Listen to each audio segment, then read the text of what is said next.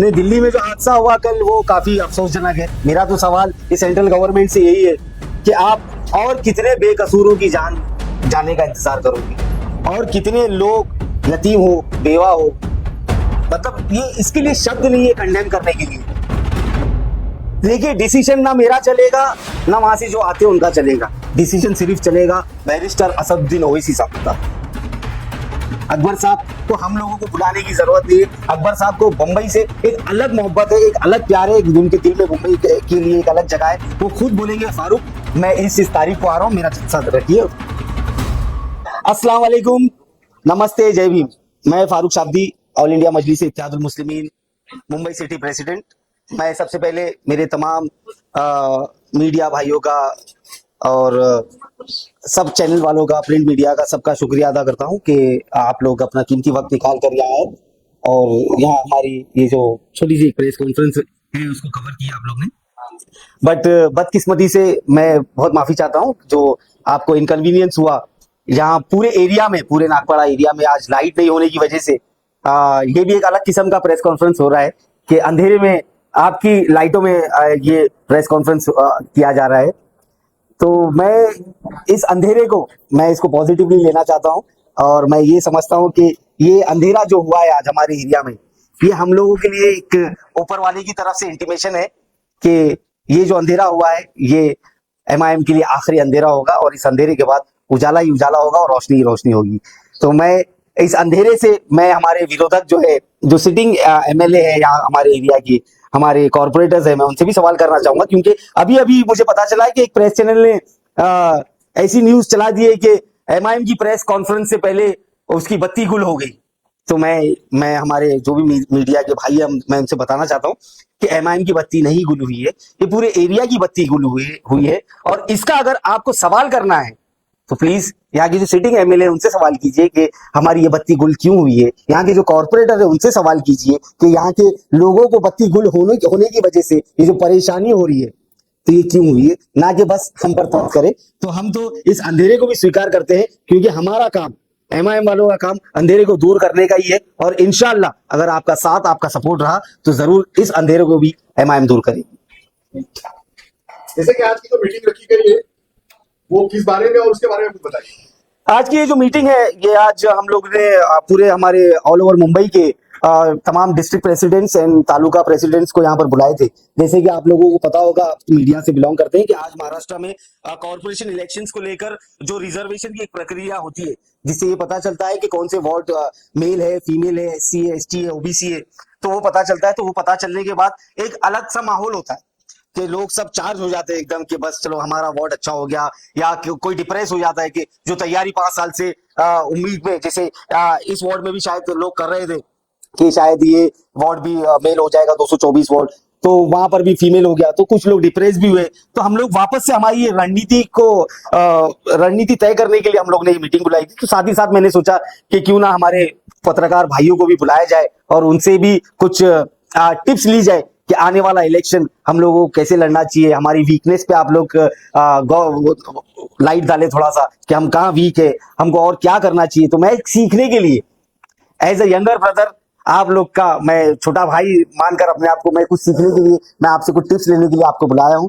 तो मैं फिर से दिल से शुक्रिया अदा करता हूं कि आप, मैं एक्सपेक्ट नहीं किया था कि इतनी बड़ी तादाद में मीडिया के कैमरे मेरे सामने होंगे, लेकिन आप लोग बड़ी तादाद में आए, तो शुक्रिया आप लोग का। उम्मीद करता हूं कि आगे भी इलेक्शन है, इलेक्शन में आप लोग हम लोगों को कवर करेंगे और मैं आपको फुल फ्रीडम देता हूं कि हम लोग जो अच्छा काम करते हैं वो तो आप दिखाइए, दिखाते रहते हैं। अगर हमसे कुछ गलती होती है, हम कुछ बुरा काम करते हैं जो कि नहीं करेंगे और नहीं करते, लेकिन हमसे अगर कुछ गलती होती है तो वो भी आप मीडिया के चैनल पे आप खुलेआम दिखा सकते हैं ताकि हम हमारी गलतियों को सुधार कर और अच्छा काम कर सकें। इलेक्शन में आप कहाँ तक कौन कौन सी जगह उम्मीदवार खड़ा करने वाले? नहीं, इलेक्शन में हमारा प्लानिंग तो कुछ और था। रिजर्वेशन ने हमारे प्लानिंग्स को थोड़ा सा डिस्टर्ब किया है, बट स्टिल जो सबके लिए हुआ वही हमारे लिए हुआ है। तो मैं ये बोलूंगा कि इस आने वाले इलेक्शन में हम लोग मिनिमम 50 सीट्स कंटेस्ट करेंगे, जहां पर 50 सीटों पर हमारा पूरा वर्किंग हो चुका है, हमने पूरा होमवर्क किए हैं। काफी हद तक हमारे पास उम्मीदवारों का वो भी आया है, उनके बायोडाटा रिज्यूम्स भी आए हुए हैं, तो हम लोग उनमें से भी उनको सिलेक्ट करेंगे। और उसके अलावा अबव 50 अगर हमको और भी वार्ड्स में अच्छे उम्मीदवार मिलते हैं जो जिनका समाज में और अपने अपने वार्ड्स में अच्छा काम है, तो जो वर्चस्व रखते हैं समाज में, तो हम उनको भी मौका देना चाहेंगे। तो नंबर अभी फिलहाल के लिए हम लोग 50 पे मिनिमम हम लोग लड़ेंगे आगे, और जैसे जैसे दिन जाएंगे हम लोग और नंबर बढ़ा सकते हैं। को अक्सर दूसरी पार्टी में देखा जाता है, लेकिन मुसलमान में भी दो फिरके होते हैं, शिया सुन्नी। तो ये रिजर्वेशन शियों को कितना मिलेगा, कितने आप शिया कैंडिडेट उतारेंगे? देखिए, अब ये फिरकों की बात तो ना ही करे तो बेहतर है। ये फिरके ही जो है, ये जो मसलक का मसला है, यही पूरी फसाद की जड़ है, जो हम लोगों को हमसे ही बांटती है। तो हम लोग ये फिरकों में और मसलक में हम लोग बिलीव नहीं करते। और माशाल्लाह ये मसलक की बात, फिरकों की बात की तो लाइट भी आ गई, तो उजाला आ चुका है। तो हम लोग जो भी उम्मीदवार होगा, हम लोग उसको उसके कास्ट से या उसके फिरके से नहीं जज करते हुए हम लोग उसका सामाजिक काम देखेंगे, और समाज में उसका कैसा नाम है वो देखकर हम लोग उसको उम्मीदवारी देंगे। ये इलेक्शन में यूपी के बारे में कुछ सोच रहे हो? देखिए, यूटी तो सही, अगर एग्जांपल आपको दूं तो पिछला ये भी आज बिहार इलेक्शंस हुए हैं, उसकी वोटिंग भी हुई है। तो बिहार इलेक्शंस में हमने सिर्फ 6 सीटें मांगी थी ये आरजेडी एंड कांग्रेस वालों से, लेकिन 6 सीटें भी नहीं दिए। तो मुझे नहीं लगता है कि ये लोग हमसे युति करने में खुश है, लेकिन हम लोग बीजेपी को हराने के लिए, भाजपा को सत्ता से दूर रखने के लिए अगर हमको एक नहीं 10 कदम पीछे हटना पड़ेगा, और ये जो महाविकास आघाड़ी है इनके पास युति करने के लिए जाना पड़ेगा, तो हम हमारा प्रस्ताव हमारे आलाकमान, हमारे महाराष्ट्र के अध्यक्ष इम्तियाज जलील साहब से पूछकर, हमारे national president barrister Asaduddin Owaisi साहब से पूछकर हम वो प्रस्ताव रखेंगे, और उसके बाद महाविकास आघाड़ी के ऊपर है कि वो लोग हमारे प्रस्ताव कैसे। हमेशा आरोप लगाए कि ये बीजेपी की बी टीम है, उस बारे में आपका क्या बोलना? नहीं, कुछ नई बात करे तो बेहतर होगा। यही मसला चल रहा है। कुछ नई बात करे तो बेहतर है। ये बहुत पुरानी बात हो गई है। यही बी टीम का तबका, वहां पर जो प्रशांत किशोर लड़ रहे हैं, वो उनके समाज के लोग क्यों नहीं लगाते? वहां तेजस्वी यादव का सगा भाई आज अपनी पार्टी बनाकर इलेक्शन लड़ रहा है।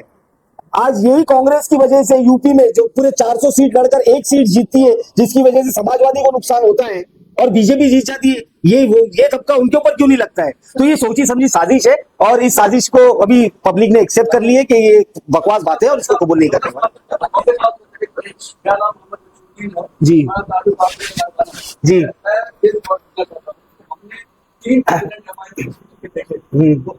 हाँ, ये बताइए कि आप जो है वो क्या करने वाले हैं, जो और लोगों ने नहीं किया, आप कौन सी तब्दीली लाने वाले हैं जिससे आपकी पार्टी कर सकती है? पिछले इलेक्शन में देखा गया है कि आपसे एक बार 2 बार आदमी ने कहा, फिर सफाया हो गया, फिर आपका कॉर्पोरेशन में कहा था भाई ना, फिर कुछ नहीं हुआ। कौन सा काम करने वाले हैं, किन मुद्दों पे आप? पहले तो मैं आपके सवाल को करेक्ट करना चाहूंगा, मैं तीसरा नहीं हूँ, मैं चौथा हूँ। हाँ, मैं चौथा हूँ। और मैं पुराने हमारे 3 जो सदर थे, मैं किसी के ऊपर ब्लेम नहीं देना चाहता कि उनका काम अलग है या कम है या ज्यादा है। मैं ये समझता हूँ कि हर किसी का काम करने का तरीका अलग अलग होता है। अब मेरा, जब आप पूछ रहे हो कि मैं क्या करूंगा, तो मैं आपको बता दूं कि मेरा नाम फारूक शाब्दी है, और जो मुझे जानते हैं वो मुझे जानते हैं। इंशाअल्लाह आने वाले महानगर पालिका इलेक्शंस के रिजल्ट ही आपको बताएंगे कि फारूक शाब्दी ने क्या किया। प्रिसाइजली अगर आप पूछोगे तो मैं संगठन के ऊपर ज्यादा काम करता हूं, मैं लोगों को जोड़ने में ज्यादा बिलीव करता हूं, ना कि मैं इलेक्शन के करीब कोई अगर आ जाए हमारी पार्टी में, मैं उन लोगों को स्वीकार नहीं करता।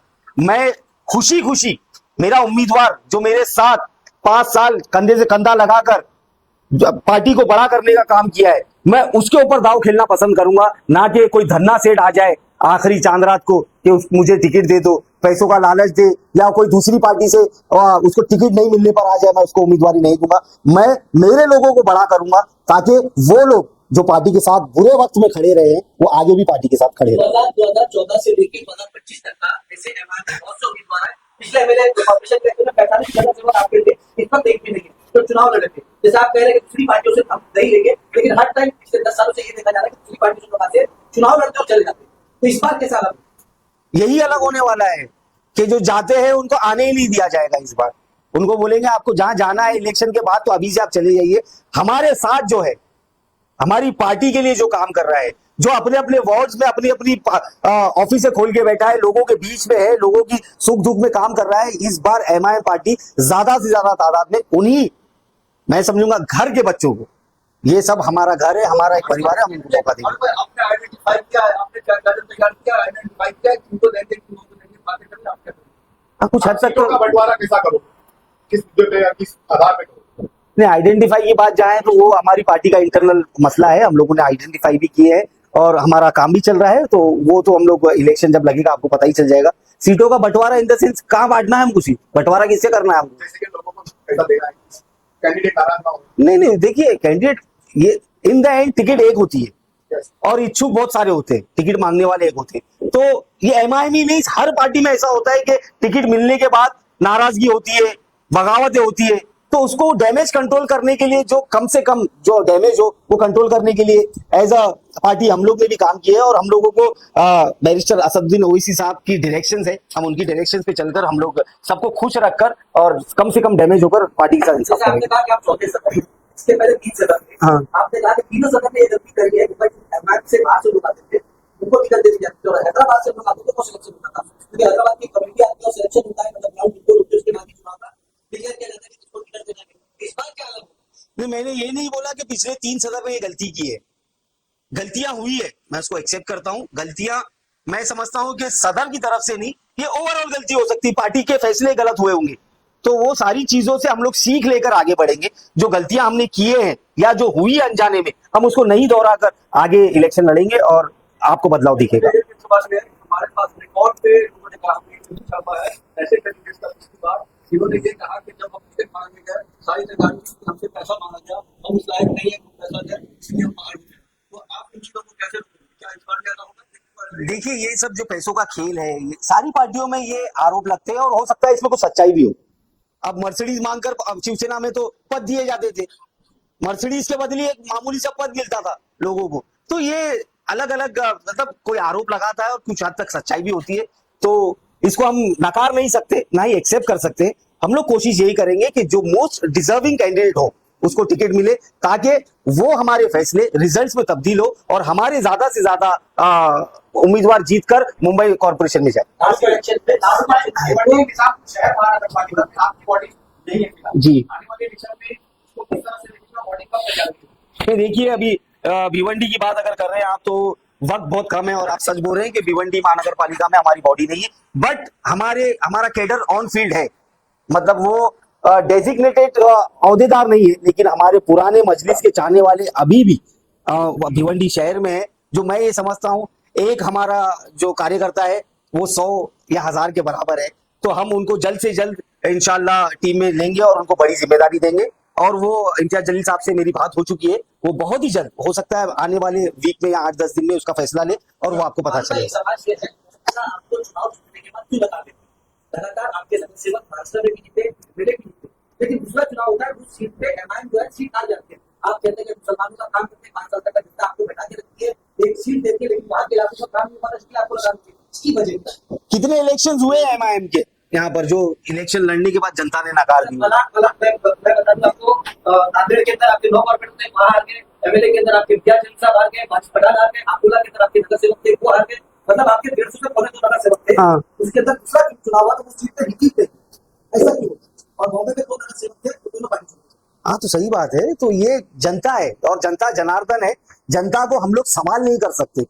उल्टा हम लोग उसमें से ये निकाल सकते हैं कि जनता ने ये फैसला हमारे खिलाफ क्यों लिया और हम उस पे काम करने की कोशिश करेंगे और उसको सुधारेंगे। और वो सारी चीजों को सुधारने के लिए जमात ने मुझे यहाँ भेजा है और कुछ हद तक, काफी बड़ी हद तक हम लोग उस चीजों पे काम किए हैं। और इंशाअल्लाह जनता इस बार अल्लाह के हुक्म से, इंशाअल्लाह अल्लाह ने चाहा अगर, इस बार जनता सिर्फ और सिर्फ एमआईएम को कबूल करेगी और पतंग का परचम बहुत ऊंचा लहराएगा इंशाअल्लाह। हाँ, या सीट की उम्मीद करते हो? हाँ, हाँ, तक की सीट की उम्मीद करते हो? देखिए अगर हम लड़ रहे हैं तो हम तो ये सोचेंगे कि पूरे ही जीते। तो उम्मीद तो अल्लाह से बेहतरीन करना चाहिए। तो हम तो बोलेंगे कि अल्लाह पूरे जितवा दे, पूरे जितवा के हमारे बिना किसी का मेयर ना बने, वो भी नौबत लाए अल्लाह पाक और हमको मेयर बना दे। हमारी उम्मीद तो ऐसी है। भिवंडी वालों के लिए ये मैसेज है मेरा कि निराश मत होइए भाइयों, इंशाल्लाह बहुत जल्द हम लोग वहां आ रहे हैं और आने के बाद आपके भिवंडी में से ही, आपके बीच में से एक ऐसी टीम, एक ऐसा सदर हम लोग आपको देंगे इंशाल्लाह। आप लोग उनके साथ कंधे से कंधा मिलाकर काम कीजिए और भिवंडी एक बहुत बेहतरीन, बहुत प्यारा शहर है और उसको सुधारने में हम सब मिलकर काम करेंगे और इंशाल्लाह उसमें कामयाब होंगे। अभी हमारा काम चालू है उस पर, वक्त आने पर आपको बता देंगे। अभी बाकी जगहों में सदर जो है इलेक्शन के पहले दिए जाएंगे या बाद में? बाकी जगहों में सदर कौन सी जगह पर? जैसे भिवंडी शहर हो गया, हाँ बोल दिया मैंने, दे हो गया, देंगे। उमरा में भी दे देंगे इलेक्शन से पहले। इलेक्शन से पहले। हाँ इलेक्शन से पहले। आपका नगर सेवक में मेन मुद्दा क्या होगा, किस मुद्दे के आधार पर लोग जनता के बीच में जाएंगे, कुछ बता सकते हैं? सवाल है। देखिए सबसे बड़ा मुद्दा तो आज ही मिल गया है प्रेस कॉन्फ्रेंस में, बत्ती गुल। हाँ तो मैं तो अब ये बत्ती गुल को ही चलाने वाला हूँ। हाँ ये बत्ती गुल ही हम लोग को जिताएगी। ये बत्ती गुल कैसे हुई हम ये सवाल करेंगे। यहाँ इतने बड़े बड़े टावर बने हैं, अगर कोई फंस गया होगा लीफ में तो उसका जिम्मेदार कौन है? स्कूल पढ़ने वाले बच्चे, उनके होमवर्क का टाइम है, उनकी ट्यूशन का टाइम है, बत्ती गुल की वजह से उनकी पढ़ाई में नुकसान हुआ रहेगा, उसका जिम्मेदार कौन है? यहाँ पर सरकारी दवाखाने, आईसीयू में लोग हैं जिनको लाइट लगती है, बत्ती गुल होने की वजह से उनकी जान को नुकसान हो गया तो उसका जिम्मेदार कौन है? यहाँ पर गटर है, खुले हैं, जिसके ऊपर ढक्कन नहीं है, एक कॉर्पोरेशन ढक्कन नहीं लगा सकती, अंधेरे में अगर आदमी अंदर गिर गया और मर गया तो उसका जिम्मेदार कौन है? यहाँ पर ऐसी सड़कें हैं, बेचारा कोई टू व्हीलर पे आ रहा है, अंधेरे की वजह से खड्डे में चला गया, गिर गया, हाथ टूट गया, पैर टूट गया तो उसका जिम्मेदार कौन है? तो ये बत्ती गुल ही इंशाल्लाह इन सब की बत्ती गुल करेगी और हम लोग को ऐसा रोशन करेगी। एक सवाल है, इसमें पैटर्न आपको मैं दिखा दूं। क्या रिलीज आ रहा है तो नहीं कि तुम जरूर जानना सारे ऑफिसर सारा क्या इस मुद्दे में आपको सिर्फ और सिर्फ कांग्रेस पार्टी को गिरने का? नहीं नहीं नहीं नहीं। अरे सलीम भाई भी आए हैं, thank you very much Salim भाई। सबसे पहले तो देखिए हम लोग एक पॉलिटिकल पार्टी है और पॉलिटिकल पार्टी होने के साथ साथ हम लोग किसी के पर्सनल दुश्मन नहीं है। हमारा टारगेट कोई आसिम भाई नहीं है कि हाँ ये आप बोल सकते हैं कि हमारा ध्यान वहाँ है। अभी जैसे इंडियन टीम की बात लेते हैं तो सबसे अच्छे प्लेयर रोहित शर्मा और विराट कोहली है, तो ओपनिंग बल्लेबाजी उनको ही दी जाती है कि जाओ ज्यादा रन मार के आओ। तो हम लोगों को भी ऐसा है कि गवंडी से हमारे रिजल्ट इजीली और अच्छे से वहां के लोगों में एक ऐसा रुझान है कि हम लोग के रिजल्ट अच्छे आ सकते, तो हम लोग हमारे लिए ज्यादा प्रेफरेबल सीट ज्यादा वहां है, तो हम लोगों का ध्यान भी पर्सनली वहां पर ज्यादा है। तो इसमें ऐसा कुछ नहीं है कि किसी नेता को टारगेट कर जो मैंडेट गवंडी की जनता ने 42,000 का अतीक सर को दी है, तो वो मैंडेट के साथ इंसाफ करने के लिए हम लोग वहां के लोगों के बीच में जाता है। एक बहुत पहले देखा गया सवाल किया थोड़ा सा कभी टावर नहीं आ रहे हाँ पूरा फॉर्म वो करते हैं लोग इसको ये करते हैं कि हैदराबाद से कमांड आता है, हैदराबाद के लोग कमांड करते हैं जी। आप कह रहे हो लोगों को आप कहते हैं कि जितने भी लोग हैं, जितने भी तारीफ करते हैं, जितने भी लोग हैं, जितने भी कहते हैं आज लेके आपके आशा उनको कैसे यकीन दिलाओगे कि उनके साथ गलत नहीं होगा? आपका डिसीजन नहीं, वहां का डिसीजन चलेगा, वहां का नहीं, आपका डिसीजन चलेगा। देखिए डिसीजन ना मेरा चलेगा ना वहां से जो आते हैं उनका चलेगा। डिसीजन सिर्फ चलेगा बैरिस्टर असदुद्दीन ओवैसी साहब का, और वो जो डिसीजन ले ली वो चाहे मैं चाहूं या ना चाहूं, मैं उससे खुश रहूं या ना रहूं, वो डिसीजन मुझे ही नहीं हमारी पूरी महाराष्ट्र की टीम, पूरे इंडिया की टीम को मान्य रहेगा। दूसरी बात, मैं मेरे कार्यकर्ताओं के लिए पहले ही बोल दिया हूं और उनके भी बराबर समझ में आ चुका है कि कुछ चेंज देख रहे हो और वो चेंज देखकर उस पर भरोसा करके ही माशाल्लाह मेरे साथ कंधे से कंधा लगाकर वो लोग चल रहे हैं। मुझे भी ऐसी उम्मीद है कि मैं उनके जो भी भरोसा मुझ पर दिखाया मैं उस पर खरा उतरूंगा और इंशाल्लाह उनको पता है, और असद साहब ने भी मुझे जबान दी है कि जो भी फैसले होंगे वो महाराष्ट्र की लोकल बॉडी ही फैसले करेगी। जी हमेशा देखा गया कि इलेक्शन के बाद जो है मुंबई इंडस्ट्री कुछ बदल नहीं जाती। हाँ। आप कितना सेफ काम करते हैं? नहीं देखिए मैं ये समझता हूं कि अगर मैं परफॉर्म नहीं कर पाता हूं तो अगर मेरी कुर्सी बदल दी जाती है तो उसमें कोई हर्ज नहीं है।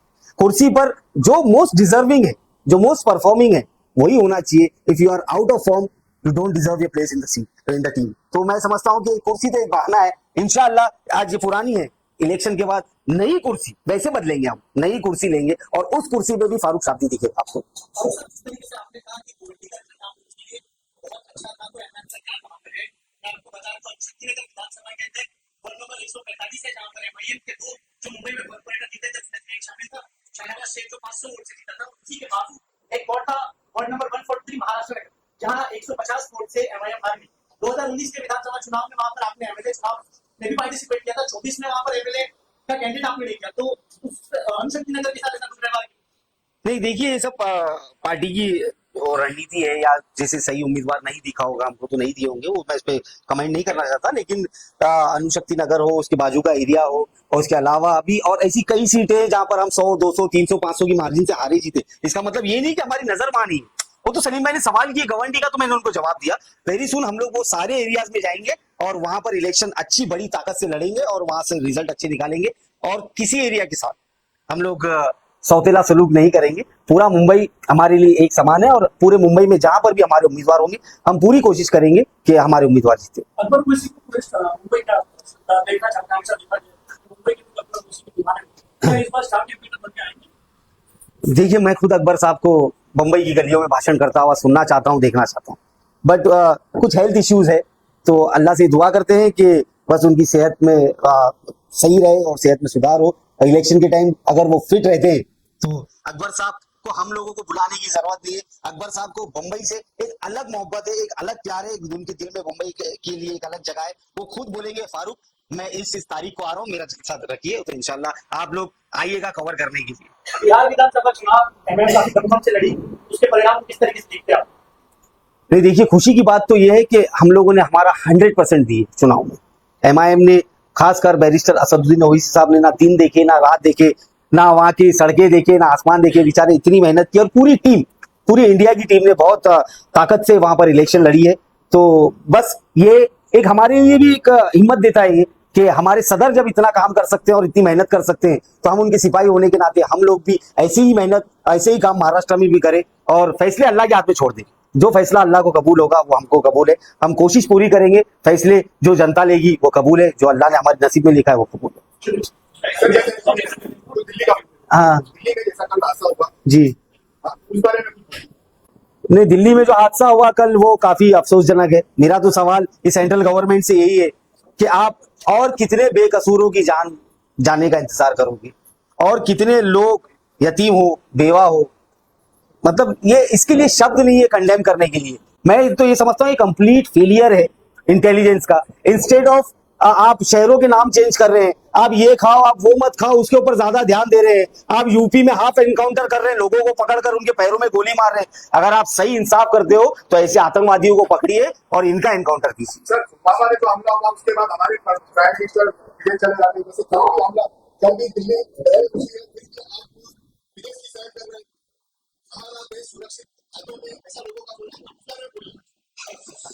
प्रधानमंत्री है, अब उनसे कौन सवाल करे, प्रधान है वो तो उनका तो इंडिया से ज्यादा विदेश में ही ध्यान है उनका। तो आने वाले इलेक्शंस में यहाँ की जनता से मैं अपील करूंगा कि उनको विदेश की सिटीजनशिप दिला दे ताकि वो विदेश में मजा करते हैं। सर, बीजेपी के अध्यक्ष ने कहा है कि खान है ना मुंबई का मेयर नहीं बनेगा, उसको लेकर आप क्या कहेंगे? देखिए, उसका जवाब तो मैं नहीं दूंगा। उसका जवाब न्यूयॉर्क सिटी के मेयर जोहरान ममदानी जो आज मेयर बने हैं न्यूयॉर्क के, तो मैं ये समझता हूं कि अगर न्यूयॉर्क में एक मुस्लिम समाज का बंदा अगर मेयर बन सकता है तो ये मुंबई है, ये मुंबई भी न्यूयॉर्क से कम नहीं है। यहाँ पर ये जो अमित साटम है या जो भी है, ये लोग खाली बांटने का काम कर रहे हैं, नीतीश राणे वगैरह। ये लोग समझ जाए अभी कि लोग समझ चुके हैं कि जो काम करेगा, जो उनके हक की बात करेगा, वो उसी को लोग चुन कर देंगे। सर, विकास का टैलेंट ना दिखाते हुए अवार्ड का टैलेंट दिखा के वोट बटोरने की जो कोशिश की जा रही है गवर्नमेंट में, और जिस तरीके से कहा जा रहा है कि हमारे होते हुए मेयर छुड़ा नहीं जाएगा, उसको लेकर आप किस तरीके से देखते हैं? तमाम सीटों पे जो कैंडिडेट उतारने की तैयारी है। नहीं, वो तो वो जो टैलेंट शो चल रहा है वो मेरे हिसाब से तो एक कॉमेडी शो चालू है वहां पर। मैं गवंडी वालों को सलाम करता हूं कि जो इतनी तकलीफों में, ऐसी सिचुएशन में रहकर भी बच्चे वहां पर पढ़ लिख कर खुद से कामयाब हुए। कोई सिंगर बना है, कोई कराटे का कुछ कर रहा है, कोई क्या अलग अलग टैलेंट है लोगों में। मेरा सवाल ये जो शो ऑर्गेनाइज किए ये उनसे है कि इसमें आपका योगदान कहाँ है? आपने कोई ऐसी उनको फैसिलिटी उपलब्ध कहाँ करा के दी जिसकी वजह से वो लोग आज स्टेज पे हैं? वो लोग तो अपने एक जिद से अब उनके माँ बाप की तक परेशानी उठाकर उनके माँ बाप ने जो उनको सिखाए उससे उन लोग सीखे, लेकिन उसके अलावा ये वहाँ के नेता जो है वो उसको अपनी क्रेडिट ले रहे हैं। तो मैं समझता हूँ ये मजाक हो रहा है गवर्नमेंट वालों से। गवर्नमेंट से अवाम ने और पत्रकारों ने अब्बासी आजमी का और साइकिल का इस तरीके से बहिष्कार किया है, उसको लेकर आप क्या कहेंगे? नहीं, देखिए, बहिष्कार आप लोगों ने किए, उसके बारे में मैं क्या बोल सकता हूँ। मैं तो यही बोलूंगा कि ठीक है, दुनिया है, राजनीति है, पॉलिटिक्स है, हो सकता है किसी से कुछ गलती हो जाए या कुछ भी है। आप लोग बड़े भाई बनिए, आप लोग पत्रकार है, आप लोग माफ कर आप लोग किसी को बहिष्कार मत कीजिए और सबको कवर करते रहिए। नहीं सर, ये तो अब्बासी जब तक माफी ना मांगेंगे बहिष्कार हम लोग का पीछे ये उनका पर्सनल ओपिनियन व्यू है, मैं उसके बारे में कुछ नहीं बोल सकता।